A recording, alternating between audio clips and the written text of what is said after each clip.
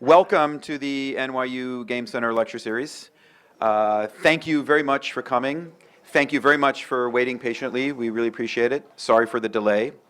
And I'd like to also thank our sponsors, Eline, Smashworks, Arcadium, for helping make the lecture series possible. And without further ado, we're going to get on with the show. It's a privilege to have tonight's guest. I'm going to rattle off the name of a few games: Full Throttle, Grim Fandango, Psychonauts, Brütal Legend, Monkey Island, Day of the Tentacle. That's not a bad list of games right there. It's pretty impressive work. Our guest tonight is a fantastic game designer and someone who has done amazing work over the years. In 2000, he started his own company, Double Fine, and they just recently did a Kickstarter that broke a few records. I think it was the fastest to 1 billion, something like that. So that's kind of amazing. And Tim is, I think, without question, the sort of undisputed master of humor. Undisputed master of humor in games, but he's actually much more than that. The games that he's worked on over the years have been have had a huge amount of variety, and he's done all kinds of different games. They are consistently sophisticated and stylish and smart and original, and they often experiment with new kinds of gameplay. And I think just looking at the crowd that turned out tonight is certainly an example of how much he has been a real inspiration to a lot of people. So it is with great pleasure that I introduce tonight's guest, Tim Schafer. So. Hello. I feel like I should sit down here with you, but no. You can sit or stand. So the format for tonight's talk is we're not going to do a typical lecture, and instead we're going to do a kind of a inside the gamers studio, and I'm going to talk to Tim and ask him some questions, and we're going to open it up and talk to you. But before that happens, Tim was kind enough to bring along something to kind of give us a unique treat, because as I think people probably know, Double Fine is famous for doing a lot of prototyping and iterative design through experimentation.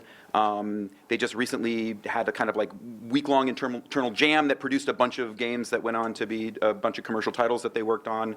And Tim thought it would be cool if he brought along a working prototype of a game that has never before been seen by the public. Never will again. And maybe never will again. So this is something that he thought he would kind of share with us and give us a peek behind the curtain of the game design process at Double Fine. So we're gonna start off with that. So that's setting that up was one of the reasons that we asked you guys to wait outside. So it's technically challenging, but I'll throw it over to you, Tim. Well, thank you for having me. It's very nice to be here at NYU, and yeah, thanks for waiting outside.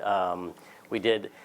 It was, I was very honored to be here when I was first invited. I think Catherine, I knew back from California, invited me to come out here, and of course I said, "No, are you crazy? I don't have time to do that kind of thing. That's just." But they said, "No, you don't have to give a big speech. I'm really bad with making big speeches and giving big speeches. So you can just come. We can talk to you, and we can hang out, and we can just chat, and it'll be fun."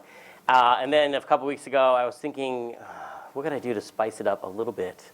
And I thought I could bring a prototype for a game that, yeah, like we were saying, is not going to get out there, except for maybe all these cell phone cameras I see. But we do start a lot more games at Double Fine than we actually put out, because that's part of what we like to do. You have to kind of fight for these opportunities to be able to do R&D, just because it costs money, because people cost money not to purchase them, but to employ them.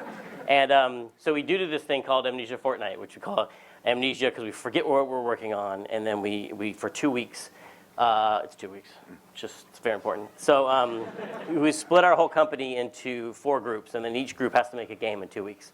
And it was in the middle of Brütal Legend, and we did this, and it was a lot of fun. And we made a bunch of games, and 2 of them, Once Upon a Monster and Iron Brigade, came out of that first little game jam that we had. And then we did it again after Brütal Legend, and the games Costume Quest and Stacking came out of that run. And so we do have a lot of prototypes lying around that for one reason or another were either too experimental, or maybe some didn't work out, or they were cool, but we're just like, what do we do next with that thing? It's like, you guys probably, wait, how many of you are game design students? Any game design students? Okay, how many people are in the game design industry? Anybody in there? Okay. How many people backed our Kickstarter? Oh, wow. Yeah. Raise your hand if you didn't back our Kickstarter. Get the hell out of here. No, I'm just kidding. I know you just barely made it. I mean, there's a deadline. It was really. Yeah, I didn't hear about it. Yeah. So, what was I talking about? So anyway. Amnesia. Amnesia. That's a funny joke I didn't intend to make. So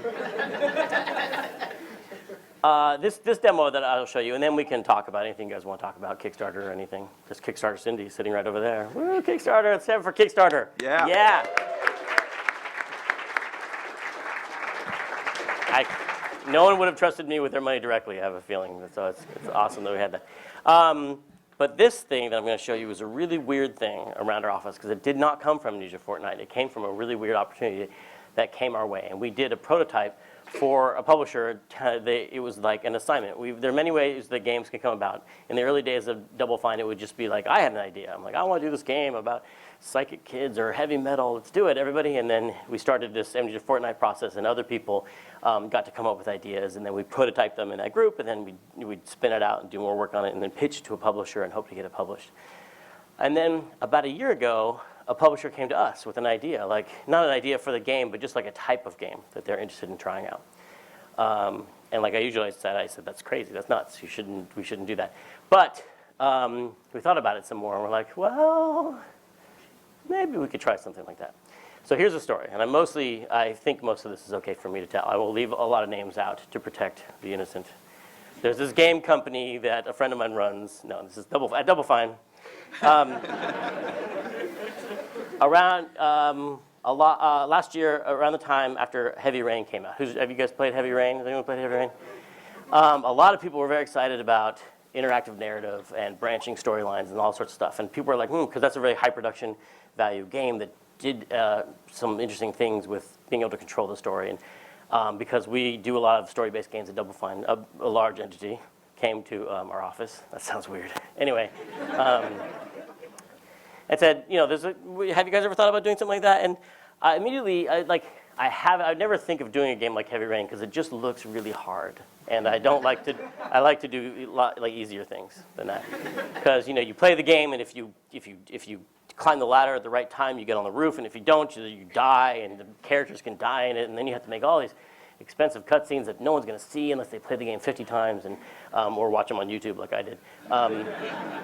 But I started thinking about, the idea of a story that can change based on player interaction. I have been doing a lot of stuff with that. So yeah, we'll try something. And I was thinking about new interfaces, and maybe there's something interesting we can do with adventure games, because we were always trying to think if there's a way to do what we used to do back in the 90s at LucasArts. We made adventure games. I'm like, maybe there's a way to do kind of a new style of adventure game, and maybe so we don't look just like Heavy Rain, we could use some of the new control systems like Kinect, because we were doing Once Upon a Monster and Happy Action Theater at the time, starting out with those, and we were really excited about trying new things with Kinect. And I was like, what if you could do some new kind of thing with your hands? And this is me demoing a Kinect game, and tell a story with you interacting with it that way. And we thought, at first we're like, well, could you do people started immediately thinking of using your hand to control a cursor and do a game like Myst, but that's on using Kinect. We could do that. And we were like, would that be interesting? I don't know if that would be interesting or not. And I said, maybe if it was set it was a high school romantic comedy, you could do that. And they didn't like that idea at all. They said, no, that's a little bit too crazy, which I still think would be great. There are not enough high school romantic comedy games done except for on the iPhone, apparently. So we had an idea that harkened back to a really old idea. Well, first, one of our programmers suggested, when we were talking about branching narrative, one of the interesting things about it is, at least in Heavy Rain, you kind of jump around between different characters a lot, you know, and we're like, maybe you could focus on the character you're most interested in and take a branch that follow that person, or take a branch that follow this other person based on what your playing style or what character you like the most, which sounds even more expensive to me. I'm like, oh my God, we're gonna make it. So anyway, but it's a prototype, right? It's practically free. So one of our programmers, Pete, he said, what if you were not any particular character, but you were just like a cursed artifact of some kind, like the ring from Lord of the Rings, or the Ark of the Covenant from Raiders. Like, you're just this cursed artifact on a ship, and you were just screwing with everybody on the ship. And I immediately liked that, because that just sounded sadistic and cruel, and just all sorts of fun things you could do with all the characters. And it made me think of an old idea that we used to talk about in the really early days of LucasArts, and we were still at the ranch, and working with Ron Gilbert and Dave Grossman, we were talking about adventure games and the verbs at the bottom. You know, there used to be a lot, like Maniac Mansion had a ton of verbs at the bottom of the screen. And we were always like simplifying them, but feeling guilty for simplifying it. We're like, are we dumbing this down? And we take out another verb, and every game, like one more would disappear. And we're like, there's just gonna be like an interact button, which is pretty much what games have now, just like interact. And that's the way it's. You can still do a lot of stuff with one button, as we all like. I won't name any games. Anyway. Did you just shout out a game? What was that? Anyway, this idea we had back then, we were like, what verbs are the right verb? What are the only 8 verbs you need to get through an adventure? It was a weird question, and it just never felt satisfying. And I was like, what if you just, instead of at the bottom of the screen, they weren't verbs, they were just emotions, and the buttons were just like love, hate, you know, fear, and all these crazy things. And then you could still click on objects. Instead of saying pick up the water, you would just say, make them like the water, and like click on it again. Make them like the water a lot, and the character would be like looking at it, and then as you click like water, you're like, oh, it's a really nice looking glass of water. And then like, you just got it to a certain point, like, I gotta have that, I gotta have that. And they would pick it up, and then you could use these interesting combinations of like, making them like the water, but also totally afraid of the water. So like this crazy matrix of emotions could just make the characters crumple to the floor and cry, because they're just like so many feelings they had about all these different objects. So it's like, let's do that, because we never could take we could never pursue that, because it just sounded too crazy. But this is the prototype. It's all about being crazy. So let's try that. So we are still talking about the connect and these branching storylines. And I wonder if I'm ready. Is that everything you need to know before you? Yeah, so we thought about this example, like, the cursed artifact thing was based on a ship. And the idea was that someone had stolen this artifact from a tomb and was taking it back home. And the artifact is going to screw with everybody to make the ship crash or make it turn around and go back home and bring the artifact back to where it belonged. That was kind of the story. And so we're like, how would that be interesting? Well, I guess whoever's holding the artifact, you can control their emotions. And you can control how they felt about other things in the room. Maybe that'll work. And so what if 2 guys were locked in the brig of the ship and there was like a shiv on the ground, and we could like control whoever was holding the artifact? And so I'm going to show you now the early I have one really early prototype, and it features Pizza Box Man, which is this character that some guy, this Scott Campbell and Nathan from Double Fine back there. You remember Pizza Box Man? Pizza Box Man is like this just stack of pizza boxes. Basically, it's like the generic character we use for everything. So I had to go and demo it over there, and don't start it yet. So can you still see me over here? Yeah. Let me get behind a post, because we had to have the connect over here close to the dev kit, which is over there. No one's tripped on any cords getting in here. Okay. Yeah, let's bring the lights down. Scott Campbell, you operating it? Good? Okay. Fire early prototype. The code name of this project is Specs, for absolutely no reason at all. All the Double Fine code names are based on bars in Chinatown, and this is a bar in North Beach. Okay. Ignore all the warnings. Specs prototype. Here's the big test to see if this works. So these are the instructions for how to play this game. And this is just a really, did I mention there's no voice or, okay, you understand. You'll soon understand how crappy this is once you see it going. The left hand is the hand of hate, and the right hand is the hand of love, right? There's only 2 emotions in this whole thing. So it's picking, oh my God, it worked. So here's Pizza Box Man. Now he's in the brig. There's an old convict on the right, and there is a shiv in the middle of the room, and there's a guard, and there's a young convict over there. If you see your head, just squat down a little bit and try and get off screen. So here's the left hand of hate, and here's the right hand of love. So if I make him like, oh, how does he feel about that convict over there? I can make him love it. And this one, you just hold the cursor, and he slowly turns blue. And you can see the guy starts to say things like, oh, he's really all I have. I should make the most of our time together. I didn't mean for that to sound dirty, by the way. And so he goes, you remind me of my son. Actually, he's the reason I'm in here. But hold on, the guy's like, you don't even know me, old man. It does not go well for the old convict, and they start to fight. So, and there's a rat involved, which I'll explain later. So I'm holding the amulet. At this point, it was an amulet that he was holding that makes him curse. So you can actually, let's see, I can make him maybe pick up the shiv. But like, oh, I love that shiv. He's talking to the guy. Now, as it turns blue, he's really liking it. I love the ship is splintering apart. I think I'm going to go pick that up. So he picks it up. And then maybe I can still make him like this young convict over there. And he still doesn't know what to do with it because he doesn't know how he feels. He's pretty neutral on the other convict. So, wait, it restarted. I think I followed that path a little bit too far. So let's make him pick up the shiv. He's asking me about the amulet I picked up because everybody wants the amulet. It's like the ring in the Lord of the Rings. Everybody's trying to get it from you. So I'm going to pick this thing up. Get it. It's nice and blue. You got it? Yeah, okay. Now I'm going to make him, I'm sure that nothing bad will happen if I make him. Hate. Use your hate. Use your hate. Uh-oh. What are you going to do? Let's go! He stabs him. Oh, it's terrible. What the hell? And then the guard comes over, and there's... If you don't do anything, the rat takes your amulet away, and it's called the rat path, and the rat thing goes to another part of the ship, but that's not in here. So I'm going to try one more thing. I'm try and make him just love that shiv. I don't know. I haven't tried it where he hates the shiv yet, but I'll make him, while he's thinking about loving that thing, I'll make him, love that guy. You see, I can keep on loving you. Wait, no, put the hand down. Nope. What are you going to do with that? What are you going to do with that? You going to hurt me? I might be able to use him. You can tell he's old because he got a beard, and the other guy has hair. But he comes over, what are you going to do with this thing? Listen, this is our ticket out of here. I think you can distract the guard. So they actually hatches a plan together to, and now they're friends, and they're going to stab the guard together. It's going to be awesome. Okay. And then, so most of these end up with, oh, now he's faking a stomachache. It looks just like the animation for getting stabbed. Don't spend too much time on animation when you're doing your prototypes. And I think that's most of the different versions of this. So, Scott, do you know how to do the thing with the lid where you flip the button and then he restarts the dev kit? Open the tray and then close it again really fast. Secret of the dev kits, you guys. Do you see it down there? Yeah, you're browsing your pictures. What are you doing? Oh, yeah. There we go. Okay. So that was our first prototype.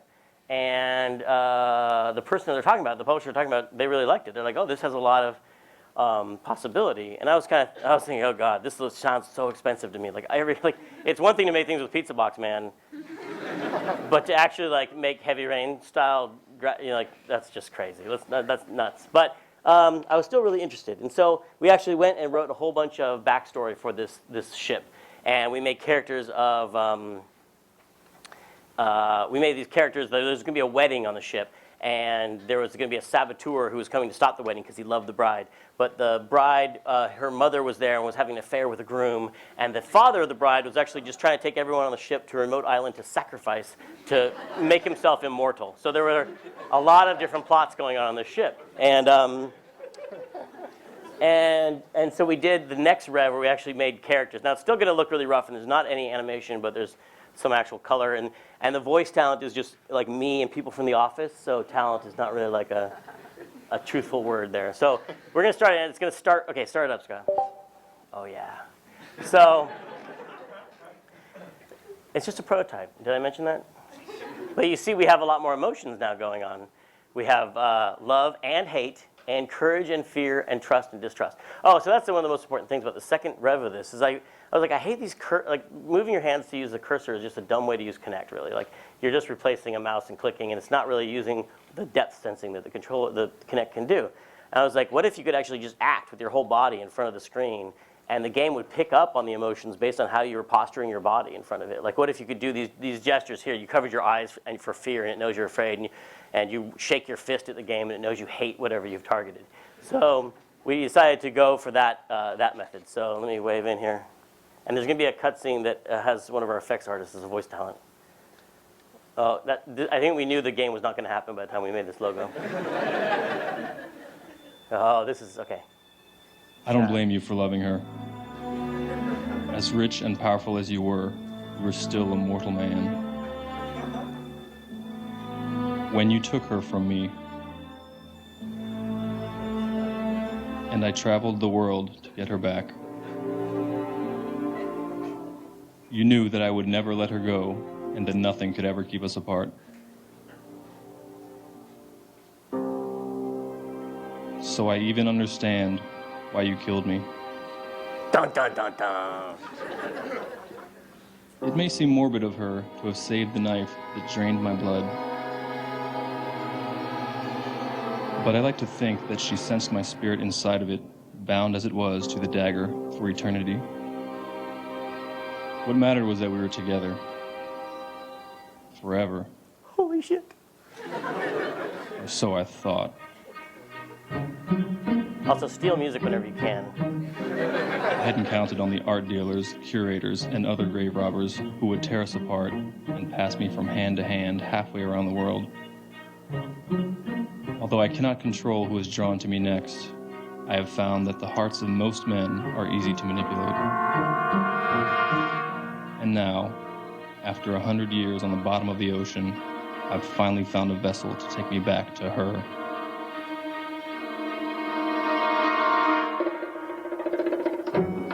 As long as nothing happens to it, then my love and I will soon be together again.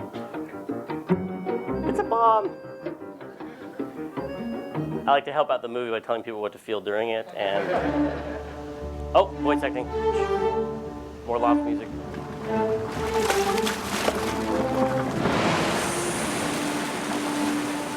That was incredible. I'm incredible.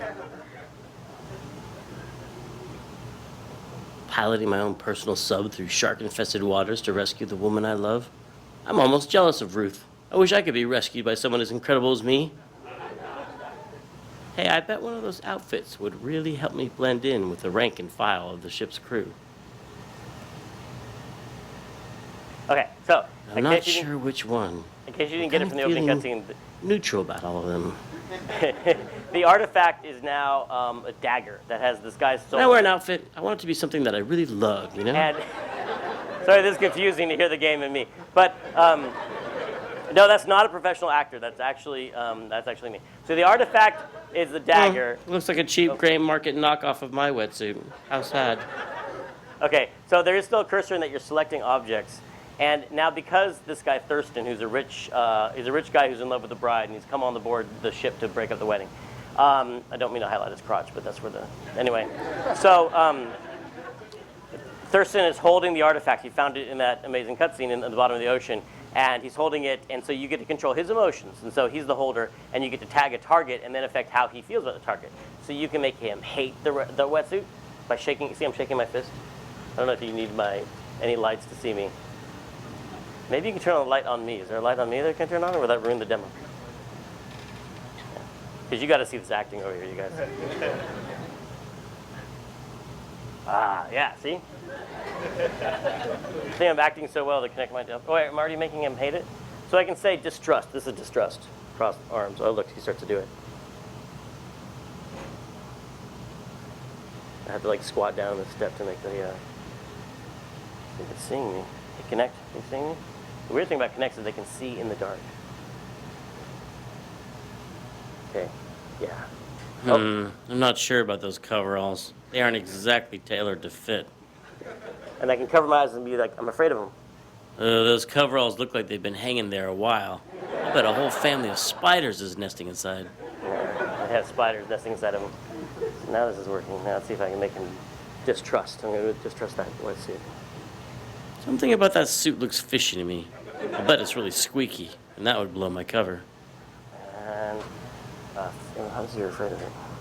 Ugh, I bet whoever wore that wetsuit last probably peed in it.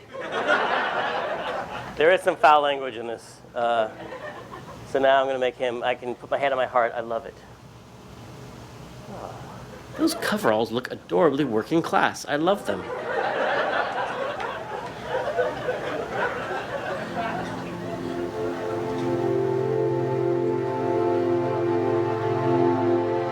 There's no way Ruth will be able to resist me and this amazing thing. Of course, she did just accept another man's marriage proposal, but I'm sure that was just her father pressuring her. At least I think so. Only one way to find out. Go through this door and tell her how I feel. Just step through this door and I'll soon find out whether Ruth loves me at all. Just step through this door. Maybe I should just get back on the sub and... Oh, hello, Mr. Rat. How's it going? If you don't mind, I'm just going to hang out with you in here forever. Any ideas, Mr. Rat? So now there's a door and the rat, and you can either get through this. He's Well, afraid yeah, of the I door. did break up with her. He's talking to the rat now. You can make him afraid of the rat, and he'll run through the door, or make I him know. I was a overcome fool. his fear of the door by giving him bravery. Or you can make him just hate the rat. Ew, I hate rats. They're like pigeons with tails. Hey, rat, look at me. Look into my eyes. Fuck you. Just because it was an arranged marriage doesn't mean there wasn't love there. Come on. Distrust. Is Sure, I know that now. Oh, fear. Fear of the rat. Hey, wait a second. Why aren't you afraid of me, Mr. Rat? Doesn't that mean you have rabies? I'm out of here. I can't get rabies again this year. That's like the one All right, animation let's of the see. entire thing. Long, dark, scary hallway on the left, and... Hey, what's that? Cruise quarters? I'll bet I can find a disguise or something in there. Just let me give this big doorknob a tug. So we're doing some experimenting. There's a wedding poster of navigation, being able to choose doorways. And the Open. publisher was a little worried that just the emotional thing would run out of... Said open up, you. They didn't have faith in it, strangely enough. So we just hard do I have we to added pull some on this physical thing? gestures, like I can pull down this poster. Let's see, pull down the poster. Is that going to work? Yeah. I hate you, Rick! Oh, hey. I'll take what's behind curtain number 3, please. Event. Ooh, I feel just like Bruce Willis in Die Hard. I'm gonna drop it on that wedding and be all like, yippee-ki-yay, mother... Hey, what's that sound? It's an air vent, and you can totally ignore it if you I want. can almost hear that Or you conversation can make through him that air interested in vent. it as he's walking by saying he loves the air vent. Oh, did I miss it? I'm not recognize my... Listen, Helga. What happened between you and me was great, but it's over. But I thought you loved me. Loved you? Please. Was it just sex then? Was it just raw, animalistic, physical thing for you? Because I can live with that. I've gotta go. Well, if you find me so repulsive, then why are you trying so hard to be close to me? Close to you? After this cruise is over, I don't want to ever see you again. Then why are you marrying my daughter? Dum, dum, dum, dum.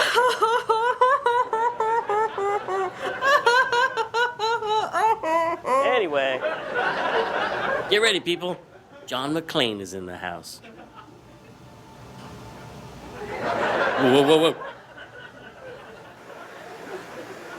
whoa. Ooh, nice. Bruce's dad has really upgraded his engine. Chrome headers, crossover exhaust, and what's that? Looks like, holy crap, that's a bomb. Oh, man, what should I do? I can't move. Oh, I think I just pissed my pants. That's what wetsuits are for, right? Oh, what do I do? So he's stuck here because he's afraid of the bomb. What do I do? What do I do? What do I We can do? manipulate his emotions to make can't even him move my feet. Brave. Come on, feet. Run up. I've got to pull myself together. That looks like a simple bomb. Yeah, I made bet him it can. Oh, and I skipped the cutscene on accident. Oh, so you didn't see this girl walk down the stairs. Oh, Connect is fun to tune. So she came down and stopped me, and I have a little moment here to figure out what to do. I can make him dislike her. The hate gesture. And then she's holding it. Wait, what happened? Did I give him the gesture? I can't see her on this pole. Let's see. I can make her distrust him. Because I passed the amulet to her. Let's see if this is working. Come on. Distrust him. Yeah. Better call security and have It that worked. guy locked up. Right after I defuse this bomb. So the thing I skipped over is I passed the amulet to her, so now That's a hot one. I'm holding, controlling her emotions. Whew. One less wire. It should be one fewer wire. I didn't write that. Hate that. Okay. Here's a good wire. I think I'm running out of time. This might be one of the alternate endings. That's a hot one. Okay, come on, up. I'm blaming the stairway that I'm standing on. Oh, God. Hey, all endings are valid. All endings are valid. Crap, that wire was live. Ah. Whoops. Oh. Thurston's alive. See you later, sucker. Okay, so that was one ending, and all endings are equally valid. Have I mentioned that? So, our idea is that this would be played many, many times so that you could see all the different endings. There is a gallery now. See a wave? Or let's say many endings, I mean 5. So there's, I'll show you one more just for yucks.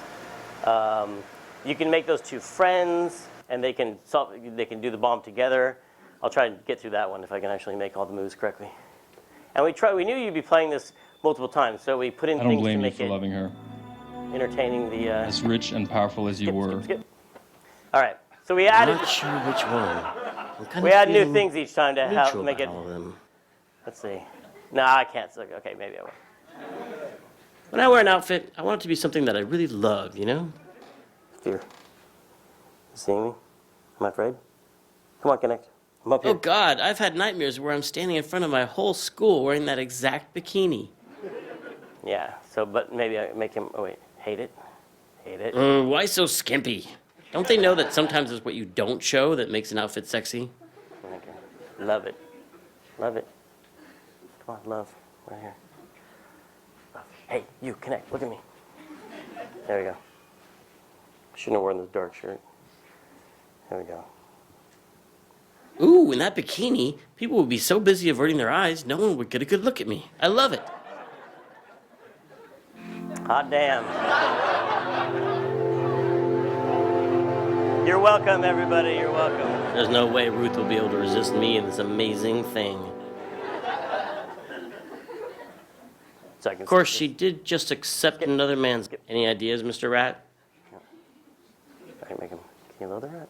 Well, yeah, I do. Ew, I hate rats. They're like pigeons with... I'm so glad you're here, Ratty. You're really good company. I like you a lot. I bet you never run off and get engaged to another man, would you? So I can make him I brave. don't know. about the Maybe door. I was rebelling against my parents. You're right, Mr. Rat. There's nothing behind that door except for the rest of my life. Let's do it. I am Thurston Robert Hackett. I have my own submarine. Make way! All right, let's see. Long, dark, scary hallway on the left, and... Hey, what's that? Cruise quarters? I bet I can find a disguise or something in there. Just let me give this big doorknob a tug. It's not touch. Come on! I'm trying to sing around this post. Open. So you can make him. Originally, the plan was to make him like not afraid. Said of the open long, up, you. long dark hallway. But the other way is you can actually. How hard do do I have to gestures pull on this turn thing? Turn this knob and get through here. But I'm going to fail at that, so he goes I down think the a long big dark fancy hallway. yacht like this would take better care of their hardware. They've got some exciting hardware possibilities down the This hall. hallway's not so dark, really. Okay. It's kind of bright once your eyes adjust. One of the things we were I like, really how should do get you do used to sneaking navigation around in in the this game? We shadows since thought I'm maybe we could try something on undercover. rails. Which where reminds me, I might need a better disguise. you could be interested in different doors. Something to as help you're me moving around, blend in at this wedding. Or make me an interesting object as you're Wow, passing. that is one amazing hat. The perfect thing to help me blend in at this formal wedding. Ooh, nice. Ruth's dad has really upgraded his engine. Chrome headers, crossover exhaust. Oh, I'm what gonna do try I to do this correctly do? this time. What do I do? What do I do? What do I do? On bomb. So I can't even move my feet. It's a little hard the second playthrough. That was a Come bug on, we would feet. have fixed if Run we away. actually would have made the game. Hey, If only I could get past it. I could warn come people. on. I like. But what if it blows Is there a up? blue outline around that thing? I wish I could trade in a little bit of my extra good looks for some guts. Brave. I've got to pull myself together. That looks like a simple bomb. I bet it can diffuse it or something. Now, let's see. Where's the diffuse button? I really don't like that ticking sound. Come on, Thurston. You put that sub together from a kit, you can take apart a simple bomb. Okay, freeze right there or I'll knock your brains through your mouth. Whoa, hey, you scared the crap out of me. Come on and help me defuse this bomb. Oh, come on. You don't expect me to believe that you didn't put that bomb there, do you? I didn't. I swear, I just found this bomb here, honest. Who are you anyway? I don't recognize you. You're not really part of the ship's crew. Well, no, I did sneak on the ship, but I just found this bomb. Oh, that's not suspicious. Hey, what is that weird glowing thing you're carrying? The detonator? Come on, you've got to trust me. We don't have any time to waste. Okay, so I got to make her trust him, and how do I do that? I make him give up the artifact by hating the artifact, so he doesn't like the artifact anymore. Here, take this thing. See, it's not a detonator. Now will you help me defuse this bomb? You still look shifty to me. I'm not sure what to think. So now I can make her trust him. Arms up, trust. You're not so bad. Okay, I'm gonna go with my gut here and give you the benefit of the doubt. You've got kind of a pitifully honest face. Plus, I think this bomb's not even real. Look, I can just pull out random wires and nothing happens. Hey, hold on. What are you doing? You're going to get us both killed. And here's the situation Please where stop that. you're going to die if I don't make her afraid of the bomb. Listen to me. I have an actual plan. So, You want to hear my plan? Hey, wait a second. This is a real bomb. Ah, she gets it finally. Now then, here is my incredible plan. Hey, I believe you about the bomb, but that doesn't mean I like you or I want to hear your opinions. Hey, I happen to be a She doesn't like him, mechanical and it's a genius. problem. And I can Oh, make, yeah? make Then her what's like the him. blue wire do? Uh, Okay, you know what? You're an idiot. I can do this myself. Oh, wait. Okay, so she's going to do it herself. Uh-oh. I had trouble with this before. Crap, that wire was live. Uh-oh. Oh, I've stumbled into the same ending again. Sorry, mechanic, you're going to die again. Okay, so that's the demo of that, you guys. Thank you.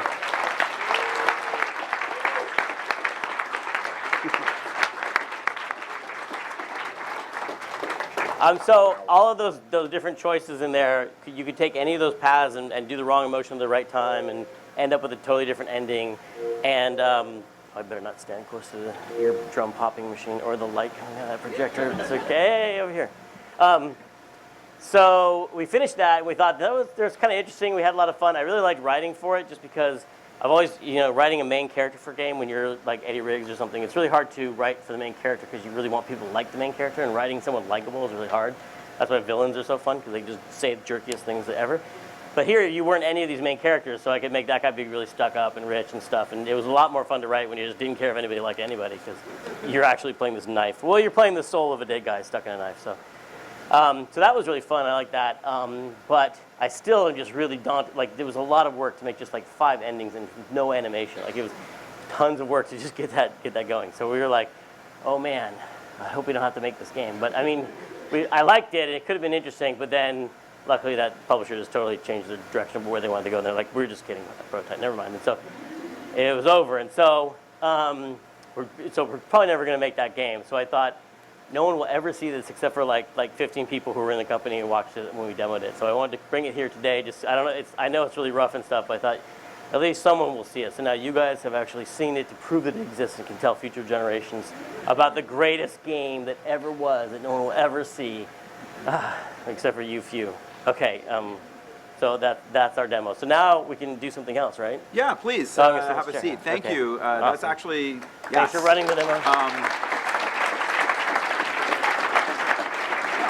And thanks to the AV crew, the fabulous AV crew and your Yeah. staff here, because while you guys were waiting outside, we were running tape, and it was very Yeah, it turns out it was complicated. totally worth it, so that was good. I mean, I found that incredibly useful and interesting. I think a lot of people, from the outside, they look at game design and they think that it's about coming up with the full vision of exactly how everything works and making a blueprint of it and then executing it. They don't understand that it is this iterative process of experimentation and trying things. So I think it's amazing to get a glimpse of that kind of like, and it's an interesting combination of super rough and then, but some aspects of it were really well thought out and polished and I love how you're also exploring one of the, what I think of as being one of the interesting challenges of adventure game structure, which is like, what is your relationship to the main character? You know what I mean? Like, are you supposed to be the main character? Sometimes the main character is like just a cursor that you're controlling, and sometimes it's meant to be a fully fleshed out character of its own with its own will. And I used to think of it like as like you're in adventure games that you were the intuition of the character. So they would have this intuition, which was like, pick up this thing. So Yeah. you always were doing a kind of a manipulative thing. You were making the character feel like they should pick up that object, and the character would justify it to himself, like, oh, I needed one of those. I was looking for one of these all day. Thank you. And like, kind of justify all the actions that we were forcing him to do. Yeah, it's a little bit like the logic in The Sims, where all the objects in the world are kind of broadcasting out to the character and saying, the TV is saying, oh, watch me, I'll help you. But they're smart in The relax. Sims, and they don't make huge special case cutscenes for just one outcome of that story, right? It's all simulated very cleverly. Will thinks of everything. Yeah, So he's a smart guy. All right, I want to take us back to the beginning of your career, and I want to find out a little bit about what it was like back at LucasArts when you first started out. What made you go there in the first place, and what was that scene like? I really love the old LucasArts games, the first ones. It was called Lucasfilm Games. Back in the early days, it was a Lucasfilm computer department, and my uncle was an electrician at the ranch when they were wiring it up. And he used to bring home these T-shirts that were just, I was like, what is that? What is this Star Wars? What is this doing? Because this was back in the early '80s, and like George Lucas, it was pre-Episode 1. George Lucas was really cool, and he's still a really, really nice guy, and I look like him as I get older, so I'm trying to. Star Wars: The Ranch, and I still loved my Atari 800, and they had made really great games, like Rescue and Fractalus and Ball Blazer and all these games that I loved. And so I just couldn't wait to find out what they were doing up there. And part of the Lucasfilm game division, he sold off and it became Pixar, right? And so then the rest of it kind of evolved into what became the games company. So the early, like Andre and Wally B, have you ever seen that short? I think that was made, might have been made at the ranch even, I think. I don't know, the early history, you have to ask someone even older than me. So there's a lot of excitement about it, and then I was studying computer science in college, and I didn't really know what I was going to do for a living at all, and I just wanted to be, I liked computers and games and programming, but I thought I was going to be a writer, like writing like short stories. Like Kurt Vonnegut wrote short stories, and then he worked at like GE or someone. He had an engineering job, and I was like, that's it, I'm going to do that. I'm going to get a job programming databases, and I'll write short stories at night. And then that was my plan. I was pretty depressed about it. And so then I went to the Career Center after like a summer of being rejected by Atari and HP and stuff. I saw this job listing at Lucasfilm Games for programmers who wanted to write. And I was like, this is interesting. And I called. I've told this story before, so sorry if you read that interview before, but I called and I did a phone interview where I totally blew it. And they're like, what of our games have you played? And I named all the Rescue and Fractalus and stuff. And he's like, those are like 8 years ago. Like, I mean, have you played any of our games recently? And I was like, oh, I've been in college. I haven't had time to play games. And then it was just dead silent on the phone. Like, oh, too busy to play games. Huh? So, but I really liked Ball Blaster. And he was like, well, Ball Blaster is what it was called when it was pirated, Tim. So, which was true. He's like, even back then there was piracy, believe it or not, and you just get a disc with like a bunch of Atari games on it, and I had paid Ball Blaster, but I still really liked the game. And then so he's like, well, send us your resume and send us your a cover letter. You describe your ideal job, and I did this cover letter where I did it as a kind of graphic adventure. Like where it was like you were on a quest to find your ideal job, and I just had go to get Career Center, pick up resume, and there was some dumb art that I drew on my Atari 800, and so it was like a little adventure game, and I think that helped me get their attention at least and going for an interview. And then I was at Skywalker Ranch, which is beautiful, but it was kind of disappointing because I thought it was going to be like animatronic robots everywhere. Like I thought it was going to be like. I thought it was going to be like Epcot or something. Yeah, Westworld. Westworld. Like, Westworld, yeah. I thought it was going to be just like Westworld. And I'd be greeted by C-3PO at the as I walked in. Instead, it's this beautiful, tasteful Victorian and Craftsman-style architecture and stuff like that. But, And were you doing programming when you first started there? yeah, I was a scumlet, which is the lowest rung. And they had project leaders who would come up with the idea, like Monkey Island. Ron Gilbert was a project leader. And then we would come in and actually like wire it up in the Scum language, which they had invented there, which is the script creation utility for Maniac Mansion. And we were scumlets, and we'd program. But then, to implement stuff, you'd also write dialogue and make jokes and put programmer art in there. And you could make the whole thing function all by yourself and put puzzles together. And then they started working on Ron's early ideas for Monkey Island that way, and then they were like, no, this is the dialogue, we're going to use this dialogue in the game. And I was like, you can't, this is terrible, stupid, and you can see I'm still doing it today, the same. And that was an important lesson I think that I learned there, was to not self-censor yourself. Like, I mean, self-censor yourself. You know what I'm saying? Or critique yourself while you're talking in public. Try not to do that as well. So, but it was, you know, just like a lot of that dialogue in that prototype was like, it was really liberating to be doing this prototype where I felt like, you know, nothing, it's not going to be, it's not shipping, so I can just kind of write whatever I want. Yeah. And that's a kind of a mental frame of mind, here I'm doing it again. It's a really valuable frame of mind to get into, of like not worrying about what people think when you're doing the writing, because that's when really crazy ideas come out. Yeah. So you've worked on a lot of different kinds of games, and I'm just curious about whether you think of yourself as focusing on a particular aspect of game design as your main thing. Like, is it the writing? Is it puzzle design? Is it system design? Or is it kind of an overlap of? Or is it like, creative direction? Is it stepping back and having the whole thing come together? I mean, definitely has changed recently as I've been, helping other people run projects. It's been more about like worrying about the problem of actually putting teams together and helping someone figure out how to run their own project, and that's a different kind of challenge. But previously, I just kind of backed into, because of that first job listing, figuring out like narrative-based situations. Like so the solutions that I've learned over the years have always been kind of like, let's solve it with a story. Like, so they have always been focused on the main character and putting him into a really strange world, and the idea of the games allowing you to explore crazy fantasy worlds, I think, is always a starting point for me with designing a game. Yeah. There's it's kind of like a grand problem, right? Narrative in game design, people often talk about it as this intractable problem, or this kind of holy grail, and yet in a lot of the games that you've done, it doesn't feel like that big a problem. It's like you managed to do it. Your games work as games. They also work as stories. Perhaps it's because of the humor and the way the humor works. But I mean, do you think about those issues? Do you think about in a theoretical sense, the big problem of interactivity and narrative and storytelling? I think about I do think about that all the time. Yeah. I think about that Do you think it's as hard as people say, or do you think it's like? Well, I mean, you have to, I feel like, I don't know if there's a solution to it besides having a really global approach to it, because the solution to any problem is, sometimes it's the writing, and sometimes it's the programming, and sometimes it's the art, and sometimes it's just the mechanic design. And it's really hard for any one discipline to solve every problem in a game. So one thing that helped for me was that I was a programming writer, like a writer who could program.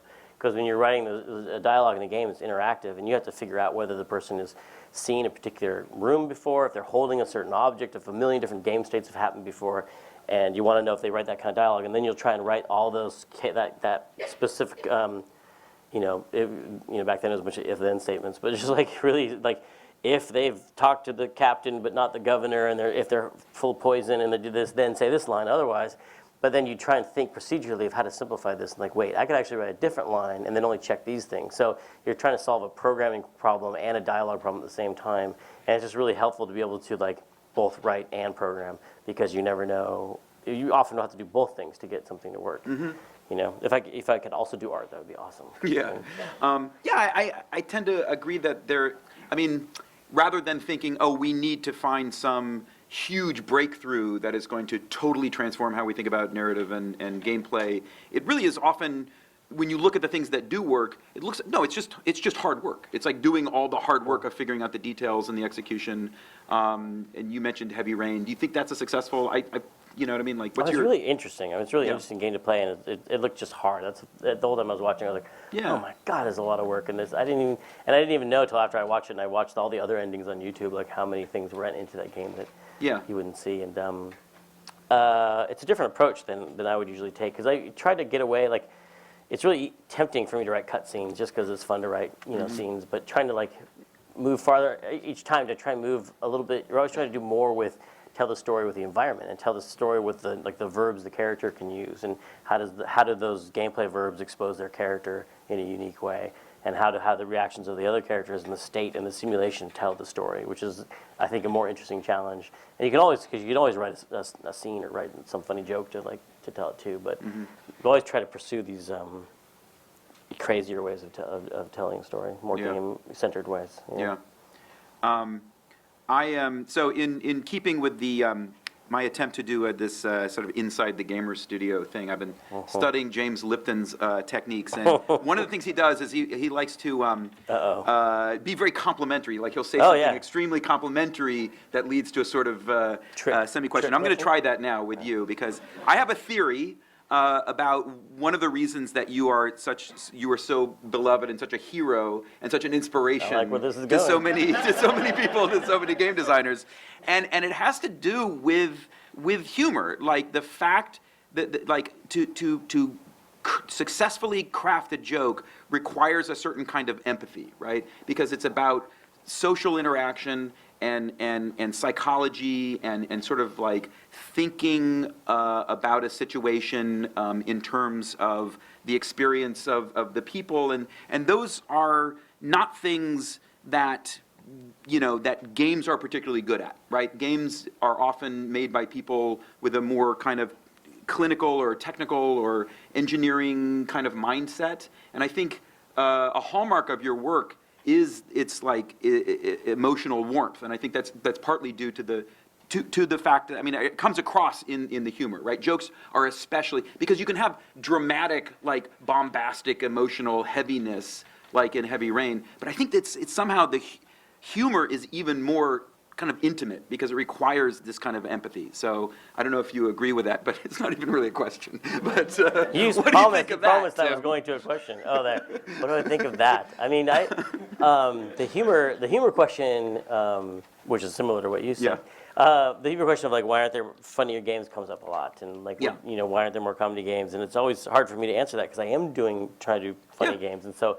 She go ask the other people who are not doing funny games, like, why aren't you doing funnier games? And it's because no one's made one that's sold very much, so I think is why no one, that's, I think it's a very imitative industry, and like if someone did make a huge hit comedy thing, all of a sudden you'd see a bunch more horrible comedy games being made. Because I think comedy is like, it is, like I feel like bad action movies you can still kind of watch and say that was an action movie and it was still had action in it. Bad comedy movies are just unwatchable. They're just like, oh gosh. They don't even fit the definition of the genre anymore. They're just like something that happened on screen. And so I think for that reason comedy is really scary because you don't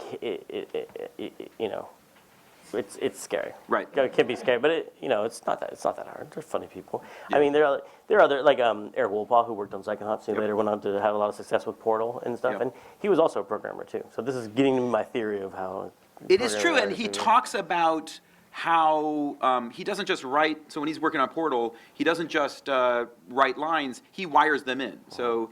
And that's key, because it doesn't necessarily, you don't have to be a programmer as long as you had a tool that let you implement your own stuff and fix it if it didn't work, and maybe rewrite the line or maybe rewrite the... but I know that he and Chet are actually putting those lines in and the triggers, and because for them it's like fractions of a second in the timing is sometimes key to whether a joke works or not. So, I think that's true. All right, so speaking of huge hits, let's talk about Kickstarter a little bit.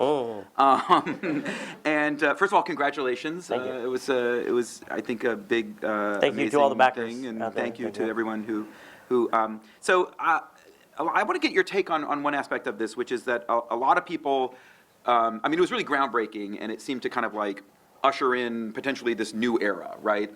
And a lot of people read it as a kind of a sort of a critique or a big wake-up call for traditional models of publisher-developer relationships, and kind of like sticking it to the middleman and a kind of revolutionary way of interpreting that. Is that how you see it? You're just trying to cause trouble. Well, that was definitely part of the rhetoric around it. What's your take? I've been asked that question. Is this an open declaration of war? But no, I think it is a great new way to make things happen that couldn't happen before, and I don't think it really takes things away from publishers. In that these are games. The games you could make, I think, with Kickstarter are often things that have a special story. Or by making them with Kickstarter, you can do different things. Like you don't have to answer to the same pressures that you would if you went with, say, corporate sponsorship or something. But I think for the most part, these games, like whether it's a brand new point-and-click adventure or Wasteland 2 or something like that, these are things that publishers had already passed on. So it's not like you're going in there and taking away a bunch of business from them that they yet. Exactly. I don't know how big it'll It does get. kind of shift the scales of power a little bit, doesn't it? I mean, I guess I kind of equate it to like Sundance or a film festival where when that changed the business a lot, but it didn't destroy Hollywood. It made Hollywood better. It made more diversity in the kind of movies getting made, the kind of actors that work, and they kind of bounce back and forth between both systems, and it made the whole art form richer, I think. And so I think that similar thing could happen in games. Okay? Until we're ready to take them down. Then Yet. it's over. And in terms of the adventure game project, is your approach with this going to be to try some radical new things and like kind of some of the stuff that we were looking at in the prototype, or are you looking to kind of embrace a classic model? Is this like you're going to really do a kind of golden age style classic, point and click animated adventure game, or have you gotten this far in the design process? I mean, it's an interesting question of how, with each of those old adventure games, we always did try to innovate on each game, and it would change. And Grim Fandango looks a lot different than Full Throttle, which is just the game before it, right? And so each game try to do something different. And so this is going to be interesting because really I feel like we should do that again and take the next step of what, if we had kept making those games, what they would look like now. But there's a thing where the people who paid for it, I think, also wanted this old thing. You don't know exactly what they want because, they want maybe their memories of playing one of those older games when they're younger. So I think it has to be true to that and not be like we're going to add a whole bunch of first-person action to it or something like that. Yeah. But I think it does. I think people still do like to be surprised by things, I guess. Yeah. You know what I mean? I still think people like to see new, interesting ideas that enhance the experience they like. I would be torn because if I was in your position, because it's true. I have a lot of love for those old classic point-and-click adventure games, and yet they were also, they were problematic too, right? There was a reason that those games kind of went away as a genre. How dare you? Eric Wolpaw talks about how they died by suicide, right? That and there was I think it has to do a lot with just puzzles as a core mechanic. Like puzzles are inherently kind of brittle, right? It's very hard to make a game built around a series of puzzles that doesn't end up having like accidental brick walls for people, or you know what I mean? Like so, I would be curious to know, whether you're gonna like tackle, try to bring like all of the thinking and evolution that you've done as a game designer and try to reinvent this, or just embrace the nostalgia and do something that. It is tricky because I feel like there's an obligation in some ways to the people who paid for the game to give. But I think that puzzle thing is an interesting question because we used to always try and sell more of these games back in the 90s. We were like, how can we make them appeal to more and more people? And we asked someone who did like playing adventure games, why do you like playing adventure games? And they're like, their answer was kind of like, just because it feels so good when I get that puzzle, when I solve it. Yeah. But it kind of felt like, Noah Falstein used to always say, it sounded like you're talking to someone you're asking, why are you banging your head against that wall? Because it feels so good when I stop. Yeah. Like, That's really, yeah. and that's our yeah. market right there. That is it. And Yeah. that's that's always we've always wondered about that. We never really cracked that. Obviously, like, is it people? There's people who love to be stuck, and a lot of people who hate to be stuck. Mm-hmm. You're stuck in an adventure game. You're really, really stuck. Like there's nothing you can walk back and forth through the few rooms that you've explored and like listen to the same music over and over and try all the same things you've already tried and like, ugh. And then you find out the answer and it's like this doorknob you didn't see and you're like, oh come on, this doorknob. But I don't know if that's inherent to the genre or just the difference between good adventure games and bad adventure games or good puzzles. Like if you really design it well, I think that you can evoke a sort of good, happy confusion. Like the only example I can think of is like when we're sitting around dinner, my brother used to love to tell these these riddles. Like there were these one-line riddles. Conundrums. There's one that started with like if he had seen the sawdust, he never would have pulled the trigger. That's Have you ever right, done one of yeah, those? sure. And then you can only ask yes or no questions. Like, you did always he have- yeah. kill himself? And like, yes. And like you get through this whole story, and this is the totally sideline example, but the main thing is I remember how exciting it was to be sitting at the dinner table, and one by one, people in the family would get it. They'd be like, I get it. Is it because of this? They go, yeah, and he would get it, and it would spread, and you didn't get it, and you're frustrated, but people were smiling, like, because you're like, he'd be letting you know, the storytelling person would be letting you know, you're just about to get it. Like, have you thought about this? They give you a little nudge, like, no, you're almost right, and that was entertainment. Like, that act of being confused was entertaining because it was presented in a teasing, sort of winking way. You know? It's winked, I'm not really good at winking, but like a winking way. And so confusion can be entertainment. And if it's not, if it's done well, and if it's done badly, it's just, you're just stuck. You're like, But it's so interesting because the situation you're describing, the game designer, if you will, is right there in the room. Yeah. And you're reacting to you, and they see you, but then the nature of computer games and video games, really game design in general, is that you have this distance. You have to make this system that tries to do that, tries to do and what that's your what we brother try and do. That was does. our job. We'd sit there and be like, what are all the possible ways a person can try and solve this puzzle? And still then you play test it, and someone thinks of a whole new way. Like, why couldn't I just do this? And you're like, you're right, that's totally valid. And so or if it's wrong, but you don't have time to implement that solution because of art production, you could at least write a funny line that lets them know that the game designer knew that you would try that, which makes that kind of confusion kind of entertaining because it's just a reflection of the humanity of the people who made the game in a way, and I think leads to the human connection that's at the center of all art, I think, which is like, if only one kid in Nebraska staying up really late at night tries to get, and it's the only person who ever heard that line, but when they heard it, they had this feeling of like, it sounds weird, but like, I'm not alone in the world because someone else thought the way I thought, and that's the beautiful thing about those games to me. So that's why I think we put all that work into just making those, and sometimes we got it right and sometimes we didn't, and I think we just try to get it right.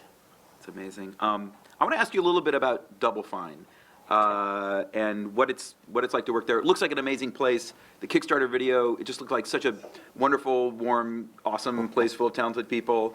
And I'm just curious about, like, so I will talk to people like Richard LaMarchand from Naughty Dog or Eric from Valve, and they talk about they kind of paint these beautiful pictures of very flat structures where it's like, oh yeah, we don't have titles, we're all just developers and we're all just sharing and collaborating, and it's this very flat structure, and it just sounds too good to be true. But is that what is it like at Double Fine? Is it a very flat structure? Is this big collaborative happy family, or you run a tight ship over there? How's it work?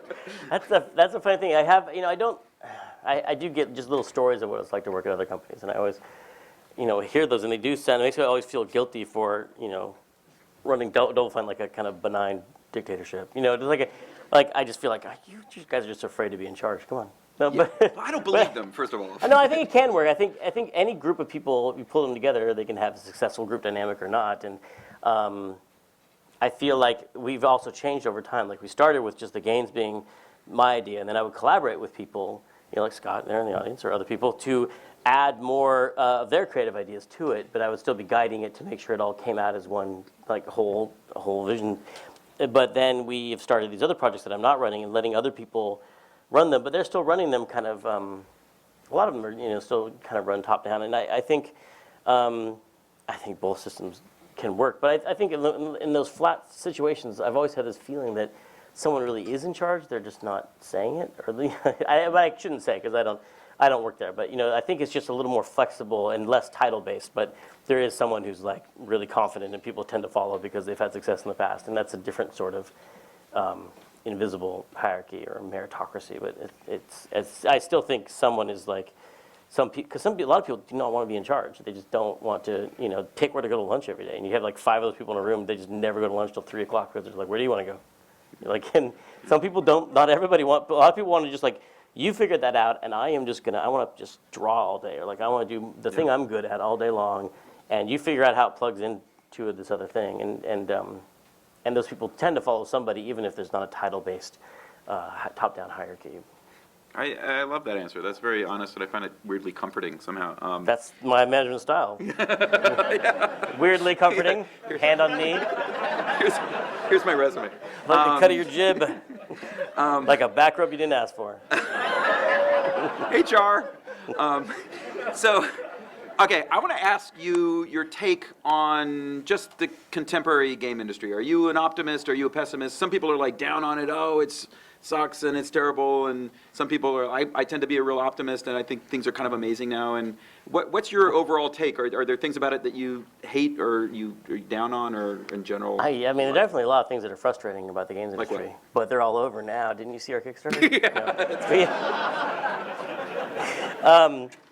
I mean, the process of I went to when you're doing something creative in a commercial environment, there's always this trying to keep yourself in a really happy and open place so you can have ideas, and then trying to wrap a shield around them as you fight them through the process of all the forces that are anti-creative that come to play, like risk mitigation and all the things that a commercial investor might demand of you. Like, hey, you want to do this unproven thing, why should I put millions of dollars in there?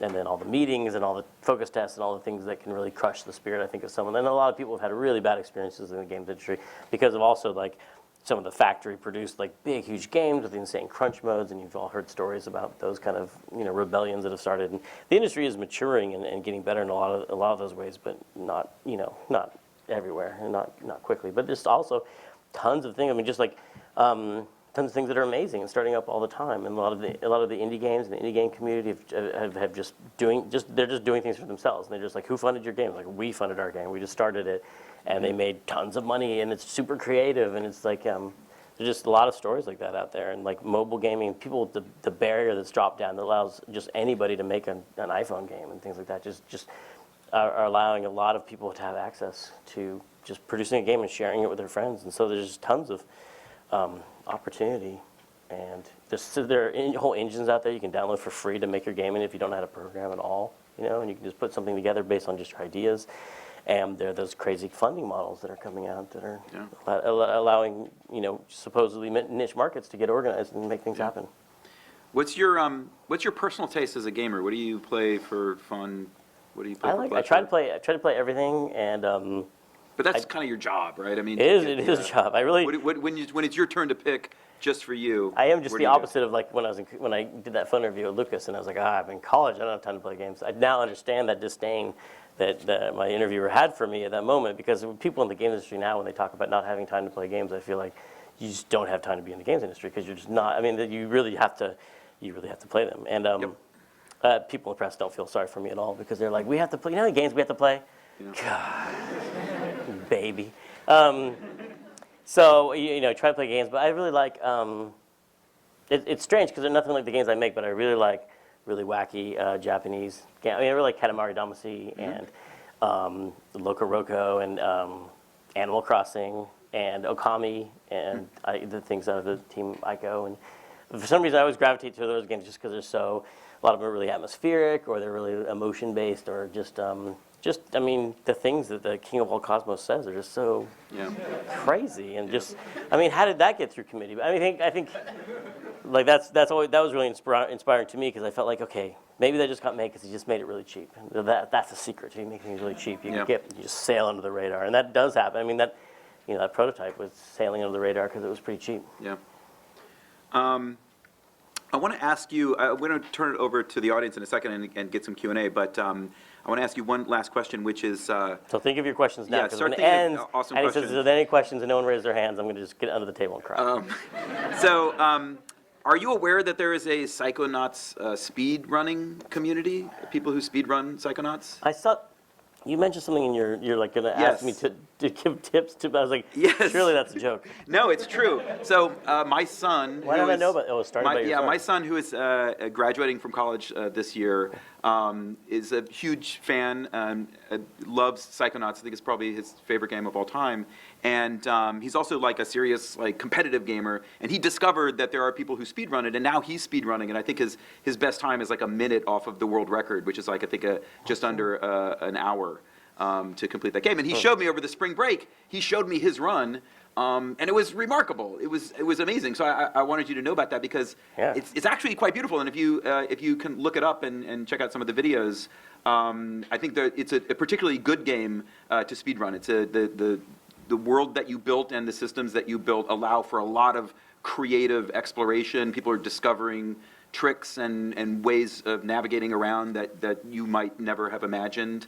And it really holds up. The beauty of it is not just watching people skip all the cutscenes, right? No, it's actually watching them discover things about those spaces, right? That's it's crazy. Like, and in a weird way, it makes them feel more real. Like the campground feels more real when people are like exploring every inch of it to discover where you can go, and you slide down the They banister. finish the game, they actually collect everything too. Well, they collect what they need to get through the game. So they still need to harvest certain resources. So they're still getting figments. Has anyone in this room done that? Has anyone speedrun? What's your speed run record? Anyone? Psychonauts? Anyone? No. But I I knew you were making it up. urge no, check it out. I swear to God.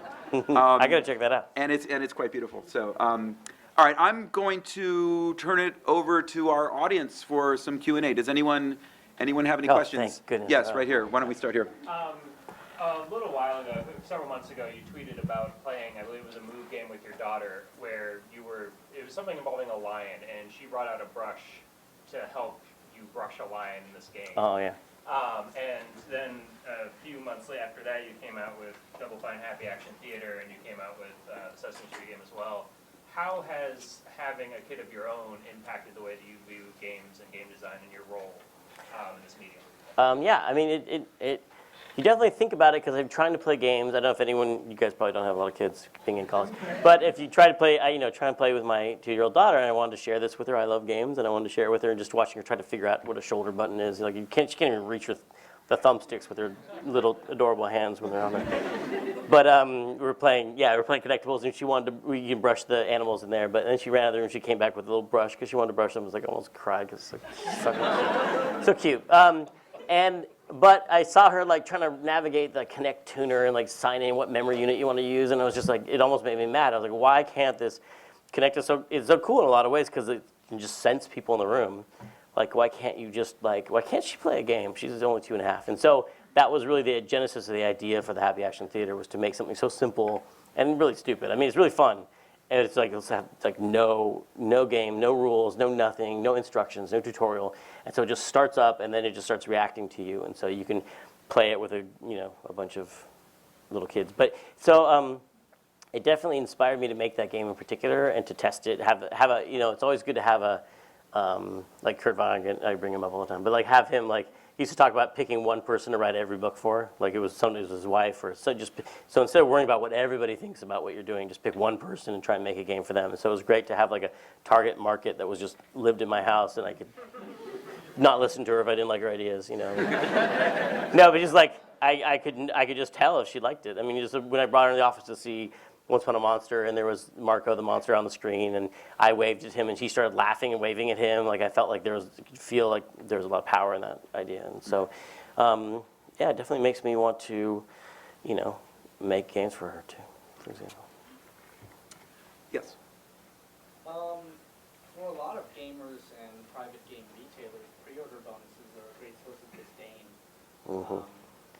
What's your take on them? You just try and get a love giver code out of me. I have some codes. Is that what? No, sorry. That's only one experience with that. Yeah,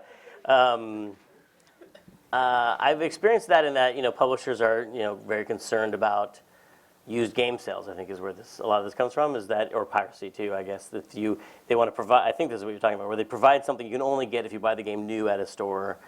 And it is frustrating for people. I'm trying to think of something really smart and clever to say about it, because I've tried to mostly avoid it. It sounds, you really want the game to live on its own and to survive that initial retail experience and still be intact, right? So I have kind of tried to avoid those things.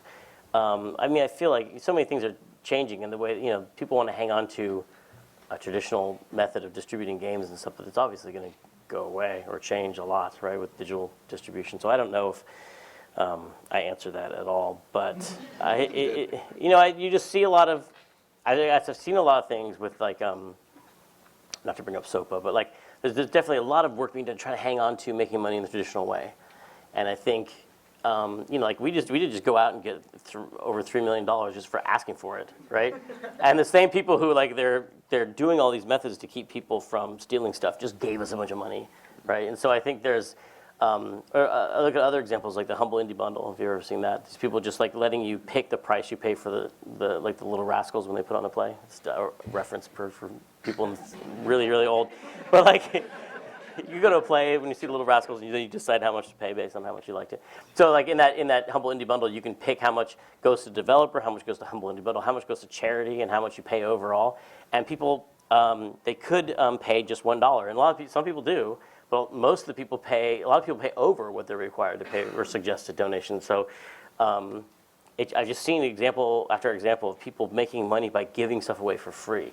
So it feels like a more modern approach to business when I've seen with that a lot of the indie game pioneers have done by giving things away, actually end up making more money instead of just trying to like hang on to like Skeksis. This is like a little Skeksis imitation. Hang on to like a kind of antiquated way of making money. But they can't hang on forever. It's going to change, right? I hope that came Why don't somewhere we, close to. in the back, right, I'm looking at you, yes, with the blonde hair. What? You have your hand up? No, yes? No. Anyone? Okay, I thought it was a Let It Sure. Be guy. Hey, Let It Be. right, yes, the person pointing to themselves, yes. He's got dark hair. My question is, basically, as someone who's trying to maybe hopefully one day break into the world of screenwriting and maybe one day write for a video game, just how different is that whole process of setting out, getting in the writer's room, setting out the process of, coming up with a story for a video game like such as maybe Psychonauts or maybe like there's a lot of different types of video game stories like Mass Effect or Call of Duty. Obviously, that whole process of coming up with a story, those types of games is very different. So just wondering if you could go through So, like, how different are the process of writing games versus like linear movies? Well, I've never actually written a screenplay or written a play, so I don't know exactly how different it is. But a lot of it is similar, and like sometimes they're written like it's fun to write in groups. Sometimes some people like to do that. So there's still like a writing room up at Valve. Like you said, Chet and Eric and Jay have this little writing room mentality, and they write stuff. And the basics of screenwriting, I think anyone who's writing for games should know. I mean, just reading that Sid Field screenplay book was it's much shorter than that thicker one that the other guy, the story one. Read the thin one. It's really everything you need to know about the 3-act structure. And that stuff is really invaluable. And just structuring a good story is really, really important. But I think, like we were saying earlier about the best writers for games needing to have some implementation ability, I think that is the key. Because I think in the games industry, they have tried. It was big for a while to get like a Hollywood writer. They would be like, we got the guy who worked on the second version of this movie and whatever, and to come write all these cutscenes. So you get all this like gritty, realistic dialogue that all has to be cut because the cutscenes are too long. And so you really, if someone from the outside who doesn't really know how games work, will always write some clunky stuff that doesn't end up shipping. And so really, really understanding games and being able to make them yourself is critical to writing in games. So I think that's different. Basically, I'm just saying screenwriting is much easier than game writing. Yeah. Let's face it. Yeah, come on, but no. Do you guys have a room at Double Fine? Do you ever jam on writing stuff, or sitting together and throwing out lines, or do you bring in stuff and share it more? Yeah, sometimes it works different ways. Like on Costume Quest, the other writer Elliot and I would trade, back and forth via email or something like that, or we talk about the overall story with Tasha, or someone's running the project, and we would brainstorm together.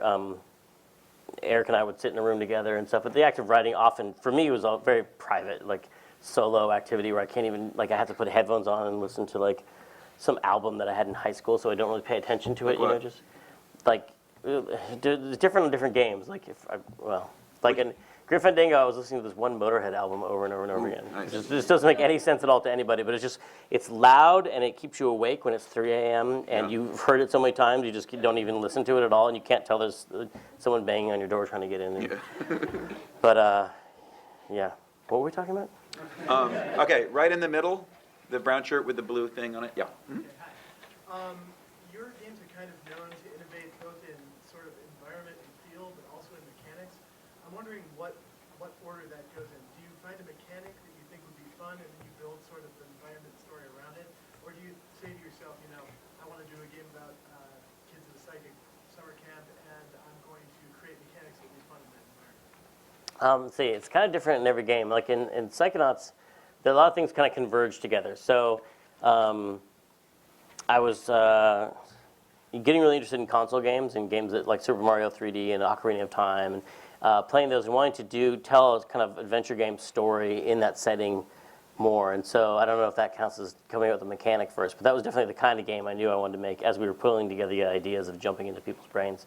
And with the adventure games, we always knew what the mechanic was before we started, so that doesn't really fit. Like Brütal Legend there was a separate story idea about a roadie going back in time, and then I always wanted to make an RTS game that featured Big Daddy Roth demons and hot rods and stuff. And so at some point, those just kind of like banged into each other and became the same game. And so What about stacking? Did that start as a mechanical idea?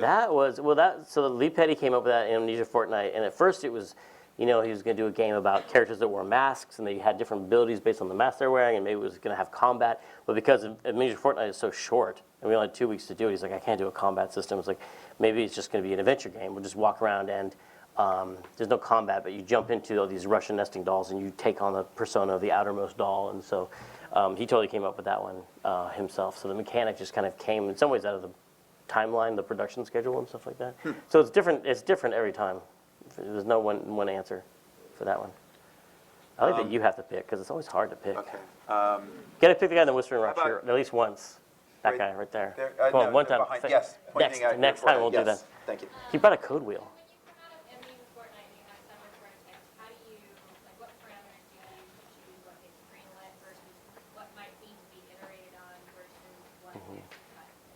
Well, that's a good question. There's a lot of. So just to repeat the question for the camera, totally repeat that. I'm sorry. Yeah, here, watch. Please repeat. How do we choose which Amnesia Fortnite project we do afterwards? Thank you. It's an interesting problem because we're trying to solve a lot of different things in our company, particularly for Amnesia Fortnite, which is it tests an idea, but also tests a person, like can they run a project, because it's like a sink or swim situation. And sometimes the game ends up much cooler than we thought it was going to be going into it, and sometimes it kind of falls apart. And sometimes it's cool, but it's just nothing we could turn into anything that we could either pitch to a publisher or sell. It's like a cool tech demo. Sometimes we end up with something like, wow, we had one that was a really cool augmented reality demo, but it was like we weren't working in that particular, we just couldn't figure out what to do with it. And some of the games just didn't work out. Like they tried to bite off too much, and they couldn't get it polished in time, because that was a really important thing when you have 2 weeks. You can only redo like one game mechanic. You just pick one thing. And that taught us a whole bunch of things about discipline and game design, instead of like trying to do every single mechanic that we thought would be fun. It was just do one thing and use that in interesting ways. But mostly it was like at the end of it, after 2 weeks, some of the projects were just like, you could see the potential in them. They were just fun. They were just, wow, we could almost ship this. I think people would want to, play this. And then some of them just turn out crazy with the guy in a bikini and a hat, and you're just like, what the hell are we going to do with this? Yeah. Wait, now can we do the code wheel guy over here? Yeah, yes. Mr. Code Wheel. Code wheel guy. Thanks for show your code wheel. I'm just excited about this because he brought one of the original Monkey Island code wheels. And yeah, there it is. And we had a night, like LucasArts committed to delivering a bunch of them one night, and they didn't know that the shop that made them were all shutting down, like for a holiday, and so they couldn't fill the order. So they decided it was a morale event. Like, hey team, we're all gonna go down to this factory and do some shrink wrapping. And so we're like, and we thought that was really fun. We were in our 20s. We're like, shrink wrapping, what's that? Like, I've always wondered how we do this. So all the programmers and artists and everyone who worked on Monkey Island went down there, and we stuffed all the boxes and put the pamphlets in, the old copy of the adventure, and then we put it through the shrink wrapping machine and used the hairdryer. I worked in a record store for a while and got really good at shrink wrapping. It's like Foxconn. It's exactly like Foxconn. But at one point I was manning the rivet machine. I was riveting a bunch of the Monkey Island code wheels together. So it's probably handcrafted by me. And for those who don't know, it's a primitive anti-software piracy device. Yeah, it's the original SOPA right there on a wheel. And it was super fun though, because you get this. Yeah, you saw an image of a mixed match pirate on the screen, and then you had to dial in the pirate. It wasn't super fun. It was totally fun. It wasn't that much fun. It was super fun. I never took that apart and photocopied it for my friend. Okay, so next question. Let me just say they've come up with worse copy protection sets. Sorry, go ahead. So with the overwhelming success of the Kickstarter campaign, did you guys ever have a moment where you're like, oh crap, we got to come up with a lot more stuff? Like kind of the opposite effect of like, it just was so like oh, what? Yeah, I mean, it's surprisingly, it's not that stressful to get a whole bunch of money all of a sudden. It's like, I don't know if I can describe it. It's kind of relaxing. I think if you've been in business for a long time, they're like, oh, there's so much money in the bank account. It's like the kind of stress I've been looking for my whole life. So it was, but a lot of people have asked, like, is there a lot of pressure? There was like even a parody skit where the internet came to visit me in my office wearing a t-shirt that said the internet, and it was like threatening me. And but it hasn't really felt that way because it just felt like the whole thing was just so much, just all the backing just felt like such a big wave of goodwill and support, and it was a very like emotionally it was a big happy moment at the company. And I was actually terrified of making a game for just like $200,000. Like, can we do that anymore? Like, do we even know how to? What would it just like it'd be over before it started the way And so getting once we got into the budgets that equal and surpassed Stacking and Costume Quest with the budget, I was like, this is awesome now because we can make a great game. And so I guess that was never really stressful because we always wanted to make a great game, but now we don't have to worry about how the heck we're going to make it with like 3 people for 6 months. We can actually put a real team on it and have a whole year to make it, at least. You pick somebody. Me? Right in front of me. Hello there. Yay, sweetness. First of all, you're a funny dude. Thank you. That is frighteningly awesome. That's awesome. Secondly, as a funny dude who makes games and writes, how exactly do you balance the three in terms of narrative, game structure, and like cinematic? Like, how do you have a joke that you don't beat into the ground to the point that Peter's like, stop beating that dead horse or I swear I will come at you? How do you make games funny? And the three, what were the three? I was like, Narrative, especially the narrative working, gameplay. working, and not having cinematic like that. Yeah. I mean, is an interesting question. I mean, because often the humor comes just because you have to solve a problem. Usually, you're just like, this character has to like.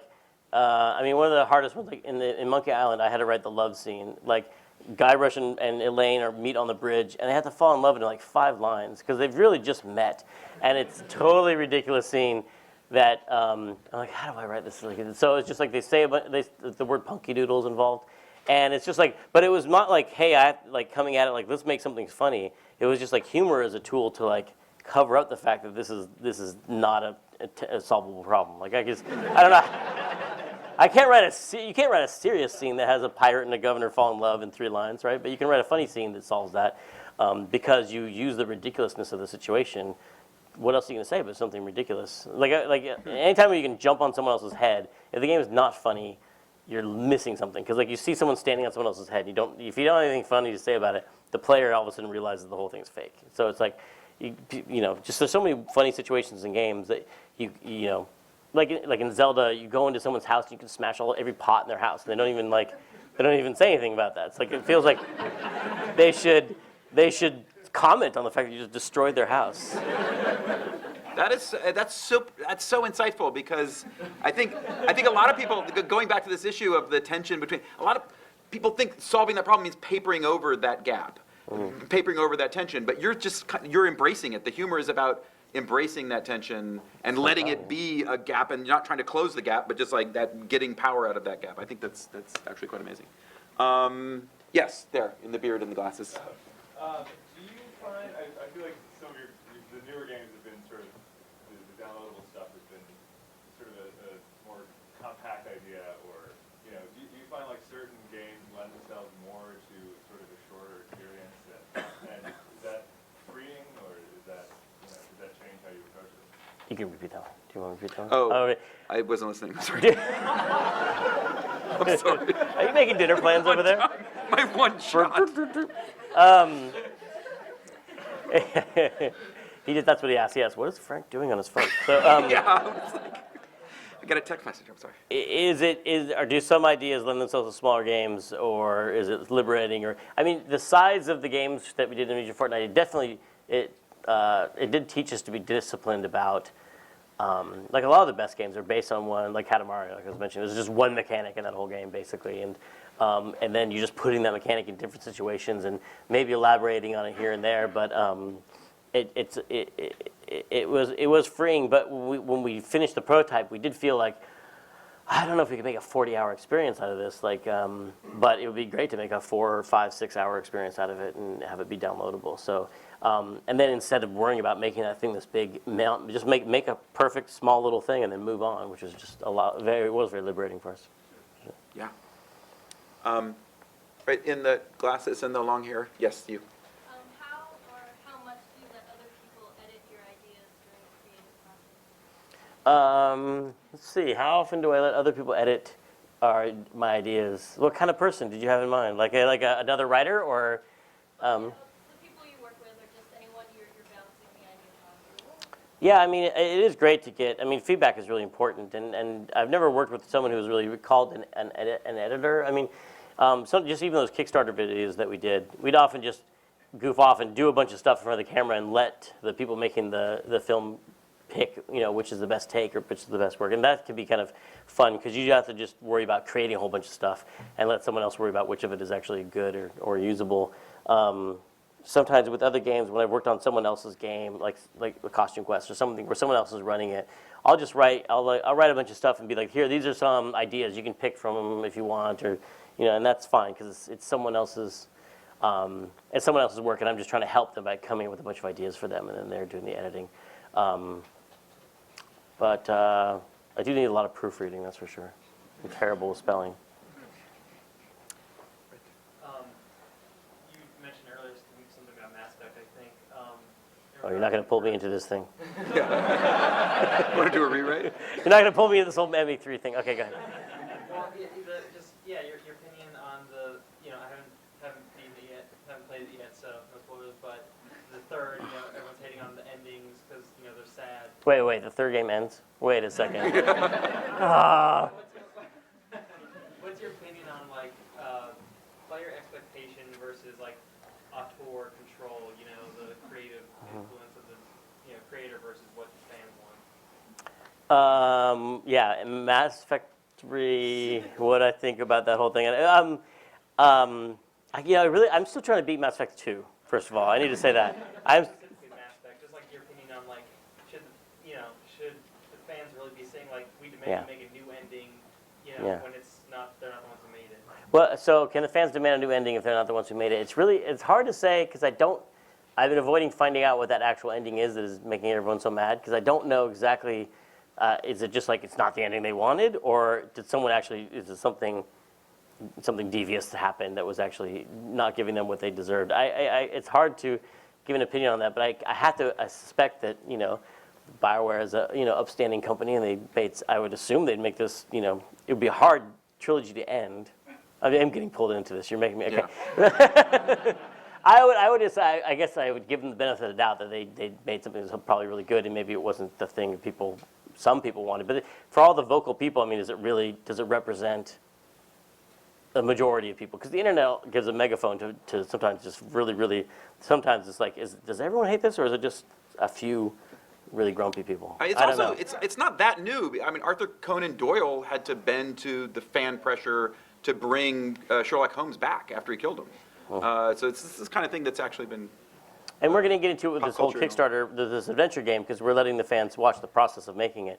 And I'm wondering what's going to happen if I go, okay, you guys, it's month 2, and here's my idea for the game. I'll be like, no, make another game. I don't like that game. That was I'll be like, what? It's going to be, that could be horrible, right? So that's going to be part of our challenge, is try to make people feel like they want the thing that we're making for them. But I guess I have been kind of an advocate of some form of, I've always kind of end up defending the author, because games, there is a lot of talk, and it might be just semantic, but why should I play the game the way the designer wanted me to? I'm going to play it my way. There's a lot of games that believe in that, and I do believe in it too, but I think games aren't made by an anonymous robot. They're made by people, and the people have a point of view on the world, and that's interesting, and connecting with that person is, like I said, something that makes art real to me. So I still feel like someone who wrote something made decisions as long as they made them for the right decisions, that is more important, even if that's something you didn't end up liking. I really think you should redo the game once again. Exactly. See, exactly. The blue shirt? You showed us the prototype. You mentioned that it took a long time. Mm-hmm. And I was just wondering what a long time is for a group of people at Double Fine versus what I'm trying to think, like, I don't actually remember how long that took. I mean, it was like, we had lead programmer, we had an animator, we had, people modeling and texturing things, and that was all different people. And then we had some audio work on that, and obviously a lot of writing. Obviously, most of the company was writing on that. No. And it was, and the whole thing, I want to say it was somewhere around 6 months for like both those prototypes. But I could be totally wrong. And everyone back home, if they hear about this, will be like, oh, he's so senile. But I have to go look it up. I forget how long everything takes on it because it felt like a long time. Just because, I mean, just 3D, doing stuff in 3D just takes a lot more time than people think because it's like, oh, it's just all those models and rigs and textures and stuff. It's a time-consuming process, which is why we're making a 2D game. Woo! So I think we have time for just one or two more, and I'm going to go to all the way to the back. And When I first played Grim Fandango, it was before it got re-released on GOG and Steam and everything, and it was kind of like I had to go to a used media outlet, get it, and then try to force XP to run it and not crash. So I was wondering, at Double Fine now, do you think about preserving your games as something that can be played 10, 20 years? Do we think about preserving our games in a Martin Scorsese-like? We try, and now we've been able to. Now that we have a company and it's going for a while, hopefully longer. I mean, like, we try and drag some of it into the current. Now that we actually shipped PC products, we're supporting those. So as long as we're around, we're trying to keep those things patched and running. It's really harder with the really, really, really old games. But the amazing thing is, I feel like it's something that we've always. Just the fans seem better at it than we do. Like there's always like abandonware or just games that don't run anymore. Like there's that amazing like Scum VM. If you've ever seen that, it's like a whole group of people, international I might add, came together over the internet and figured out a way to make old Scum games run on modern computers, and they keep that running, and they keep expanding the number of games that it works with. And there's another group. There's another thing called Residual, which is picking up all the residual games like Grim Fandango and making those run.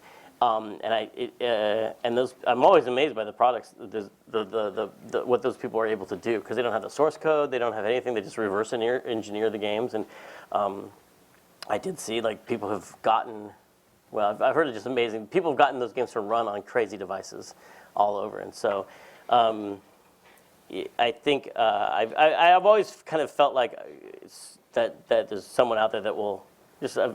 I've always been impressed by what the fans have been able to do in that area. Yeah. Yes. How about right there in the light blue shirt and the jacket? Yes. I was just wondering, going back to Feature Fortnite, I'm not sure when you were planning on doing another one again, but would you ever consider maybe during the way you're making the Double Fine Adventure process more transparent, maybe making that just sort of an internal game jam a more open experience where obviously there's a lot of indie game jams that go on. Would you ever consider sort of opening your doors in that respect and maybe bringing people on to sort of participate in your ideas or maybe outside Double Fine, or would you want that to remain purely internal Double Fine idea generating experience? I mean, it could be cool to bring people into the Ninja Fortnite process from outside the company in the same way like you're saying that we are with the adventure game. It's a little tricky. The only tricky thing about Ninja Fortnite is that a lot of the games that we never made, there's still a couple that I feel like we could still ship. And so it's like, if that was publicly known and people were talking about the game and asking about it, like I do like that we have some secrecy on the prototype so that we can, bring them out over time when we have an opportunity to make one of the games. So that's the only tricky part to it. But you could do a special Ninja Fortnite, which was more like a game jam. One of our programmers actually started this. A game jam based on the tweets of Peter Molyneux. Have you seen that? Oh.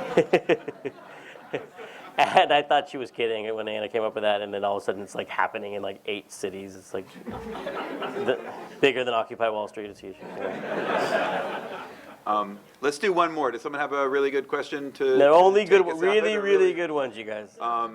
Intimidating. Okay. The person being pointed at. Yes. Well, if you suck, we'll go to one more. Wrap it all up. Don't worry too much. One question that embodies all the thoughts discussed here in one evening. I'm curious about how you run animation Fortnite. How do you best facilitate creativity? Do you like an overall guidance to let people step out of their normal everyday roles, like a programmer can do art and maybe human resources can do programming? Yeah, no, that is the thing. We try and how do we run Amnesia Fortnite? Part of it is people trying new roles. Besides the person leading the project is trying to do something new, like a leader project, and that's the new thing. But we had, because we split it up, we didn't have enough like concept artists to go around. And so some of the projects, Modeler got to do concept art, but it's something that they secretly wanted to do anyway. So people did get to push, because it's just 2 weeks. You can try all different kinds, be a lot more experimental with what people are doing. So people tried different roles. And yeah, and that we don't have, in our company, our overhead, which is like me and admin and business development and stuff, they don't participate in the Amnesia Fortnite, mostly because it's like their teacher week. They get to like catch up finally on all the work that we get to do while everybody else is working on these projects. But at some companies, I've heard like LucasArts actually now does this thing called Dreaming, or they did a couple presidents ago, where they would do the same thing, but it was just for 1 week, which I don't think is enough time. But like they would do it for 1 week, and they would bring finance would come in, like everybody got to work on a team. But that's great. I think that's an awesome part of it for sure. But we mostly had the regular development team try stuff. And the other question was the fostering the creativity. It really is self-organized. We just put those people in charge of those teams. We let them. They would pick who they wanted on their team, and then everyone on the company got to pick what team they wanted to work on. And then I just made this big Excel document that gave them choices, and then I just picked, when no one was looking, where they went. And then really let the people running those projects, they were just had to figure it out and organize their own team. Because it's kind of what we're testing is like, can this person take an idea and then motivate a whole bunch of people to actually work on it? So we just let them go, and I take the 2 weeks off. I mean, I just wander around. It's really fun because I just wander around the building and no one's waiting for me to do anything. And I just like, I don't have to, there's no one, I'm not late on anything. I just get to walk around and like point at stuff and. That's great. That's funny. No, sorry. All right, well, that was a great question. I think we're going to end it there. I enjoyed this so much. I learned so much. Thank you for being on Inside the Gamer Studio. You are a Thank treasure. you, James Lipton. Please, Tim Schafer, ladies and gentlemen. Thank you, everybody. And thank you, guys. Thanks for coming. It's amazing.